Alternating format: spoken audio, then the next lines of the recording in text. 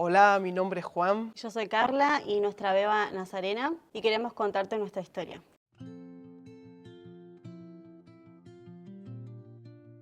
Nuestra historia comenzó hace unos par de años atrás. Recibimos el llamado para poder bendecir Israel. Como familia fue un desafío, pero bueno, le creímos al Señor y avanzamos. Y queremos contarte esta parte de nuestra historia, del viaje, que fue la entrada a Israel, que fue muy difícil.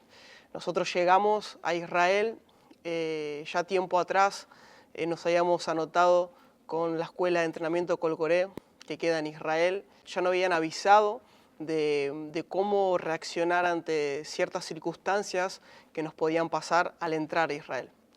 Llegó el día, nos hicieron la primera entrevista para poder entrar, recién bajados del avión, y fue un trato muy duro que recibimos, donde dudaban si éramos argentinos, dudaban si nuestros pasaportes eran reales, si no eran truchos, y fue un trato bastante difícil, donde nos preguntaban por qué vienen a un país en guerra, con su familia, con sus hijas, y ellos no podían entender, ¿no? Y cómo explicarle este amor que Dios puso por ese país.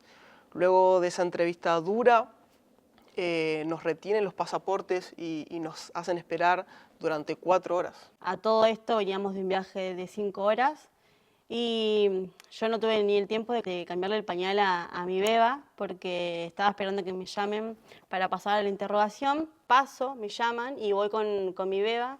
Cuando llego a la puerta me dice no, que se quede con tu esposo, con un mal trato.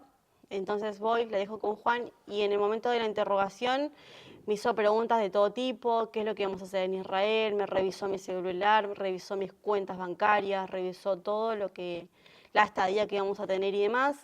Y a todo esto que yo estaba en la interrogación escuchaba a mi beba llorando afuera, como angustiada. Entonces salgo, estuve aproximadamente media hora, 40 minutos en la interrogación. Salgo y la agarro a mi beba, estaba toda llorando, angustiada, con mocos. Y fue ese momento donde yo me replanteé un montón de cosas, la miro y digo, ¿por qué le hice pasar por esto? ¿Por qué le hice pasar por un momento tan angustiante a ella? Pero también en ese momento que yo me hago esa pregunta, el Espíritu Santo me hace otra pregunta y me dice, ¿los amarías igual? Y entonces en ese momento recuerdo, ¿no? Zacarías 8:2, que dice, el Señor de los ejércitos celestiales dice, mi amor por el monte Sión es intenso y ferviente, me consume la pasión por Jerusalén. Entonces sentimos, ¿no? El rechazo desde el momento uno que tuvimos la llegada de Israel, pero esa pregunta nos atravesó y pudimos sentir el amor que Dios tiene por ese pueblo, por el pueblo judío, y entendimos que la lucha no era contra carne ni sangre, sino era todo espiritual. Fue fuerte, pero fue necesario también pasar Así por es. ese proceso. Luego que ella sale, me toca a mí lo mismo, un trato muy hostil, muy duro, donde nosotros teníamos todos los papeles, teníamos todo en orden, pero como decía Karen, entendíamos que era el mismo enemigo tratando de abortar y de cortar esta palabra que el Señor había puesto en nuestro corazón con un espíritu de intimidación, porque lo que sentíamos en ese momento, nuestros pensamientos y lo que se sentía espiritualmente era realmente una lucha y nos hacían sentir que éramos los enemigos.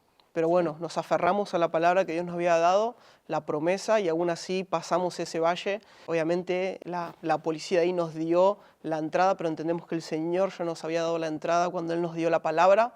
Así que luego de eso pudimos entrar a Israel, pudimos estar un tiempo ahí sirviendo al pueblo judío, visitando a la iglesia local ahí en Israel, poder compartir con los hermanos, y entendíamos esto, ¿no? que esa lucha que estábamos viviendo es la lucha que el mismo Jesús, que los mismos discípulos, que todos aquellos sí que vamos a lo que es el campo misionero, esa oposición que tenemos, pero qué hermoso es saber que a través de la sangre de Cristo, sí, a través de la cruz tenemos esa victoria. Te animamos a que no tengas miedo y te animamos a que con tu familia como cuerpo no solo te animes a orar y a dar, sino también a ir y ser parte de las profecías.